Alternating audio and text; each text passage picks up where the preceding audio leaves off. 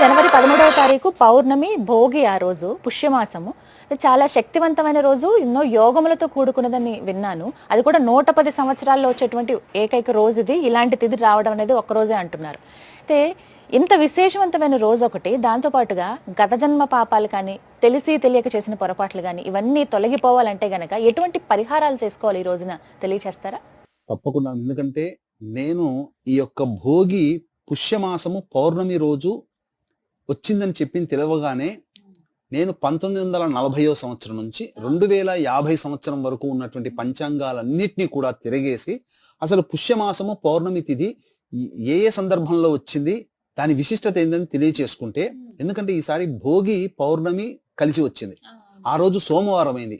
విశేషం ఏంటంటే ఆరుద్ర నక్షత్రం ఉంది, ఈశ్వరుని నక్షత్రం. అంటే మనకు శాస్త్రంలో ఎక్కడ చెప్పబడిపోయినా తమిళనాడు ప్రాంతం నుంచి మనకు ఆనవాయితీగా వస్తుంది.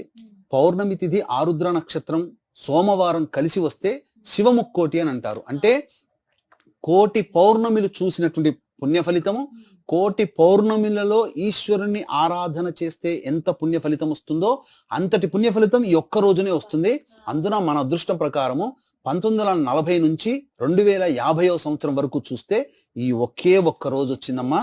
దాదాపుగా నేను సెలెక్ట్ చేసి పెట్టి ఉన్నాను. పౌర్ణమి తిథి మండే వచ్చిన సందర్భాలు 18 ఉన్నాయి పుష్యమాసంలో. కానీ ఆరుద్ర నక్షత్రంతో వచ్చినవి 2. అది ఎప్పుడు 91లో వచ్చింది, కానీ రాత్రిపూట పౌర్ణమి లేదు. తర్వాత 98లో వచ్చింది, అది కూడా ఉదయం 7:42 వరకే ఉంది ఆరుద్ర నక్షత్రం. రాత్రి 10:40 వరకు ఉంది, అంటే పూర్తి రాత్రి పౌర్ణమి లేదు. తర్వాత ఈ యొక్క సంబంధించినటువంటి 2042లో ఉంది, కానీ పౌర్ణమి ఆరుద్ర మధ్యాహ్నానికి వెళ్ళిపోతున్నాయి.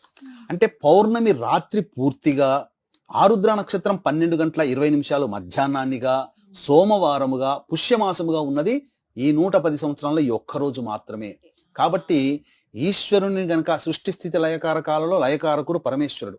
కాబట్టి మనకి ఏది జరగాలన్నా, ఈ కార్యక్రమం మనం చేయాలన్నా, ప్రేక్షకులు చూడాలన్నా శివాజ్ఞ.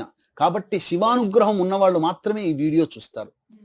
కాబట్టి ఈ రోజున తెల్లవారుజామున్నే చేయాల్సినటువంటి విధి ఈశ్వరానుగ్రహం కోసం 3 గంటలకల్లా లేచి కాలకృత్యాదులు తీర్చుకొని చక్కగా శివచిత్ర పరివారానికి పటానికి పూలమాల వేసి ఆవు నేతితో కానీ నువ్వుల నూనెతో కానీ దీపారాధన చేసి శివ సహస్రనామ పారాయణం చెయ్యాలి.